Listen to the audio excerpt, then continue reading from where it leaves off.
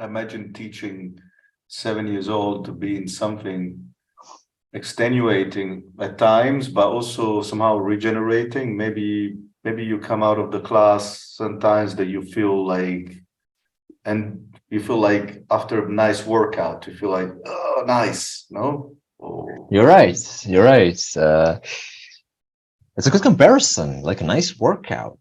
Yes, and I've noticed this that sometimes the energy with which you come in the room, it's completely different energy than when you leave.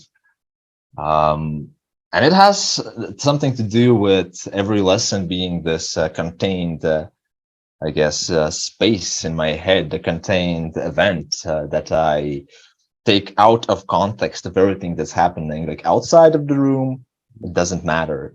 We have this little world that's inside of the room, so we're really focused on that. And yeah, if we're having fun and my mood is suddenly much better after the lesson than it was when I entered. But if something doesn't go according to plan, yeah, something goes wrong, of course, it changes it as well. Yes. Absolutely. And what have you learned the language? Like, have you learned just recently how to talk to them, or did you have experience of teaching kids before? And also, what are you teaching them? English, I guess. Yes, yes, we're working in English. So have you learned? I've taught kids before. The first time I taught was in 2017, and I started with kindergartners. I started with a specific methodology that I was taught in Liepāja. And it was interesting. It was very new, and I felt the method to be very effective, but I didn't pursue it back then since, well, it was just a logistics nightmare to get it done. So I focused more on adults, but with time, got more students that are younger and younger. And once I was approached by a mother of one of my students from this group. She got my contacts from another fellow colleague who mentioned I worked with kids, but never as young as, at that point, it was 6 years old.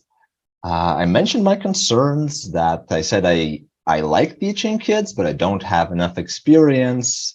But we worked through that. She met me, we got to working together, and she noticed that, okay, the kids seem to be learning, seem to be having fun. And for me, actually, it was a big win that nobody was crying in my lessons. Yes, because when I started in 2017, the kids were even smaller, it's like 3 to 4, some of them were 5 and 6. But many of them were very young, and well, I'm not your typical kindergarten teacher, right? This big bearded guy comes in and is talking to you in another language, and the idea of the method is that it's very dynamic and tasks a lot of attention. So you're always bugging them for attention and trying to get the appropriate reactions. And that made quite a few kids cry in the very beginning, especially that the fact that I was more focused on doing it the right way, like it's taught in the method instead of paying attention to their feelings. But that's the thing with starting out. You make mistakes. Now, none of them cry.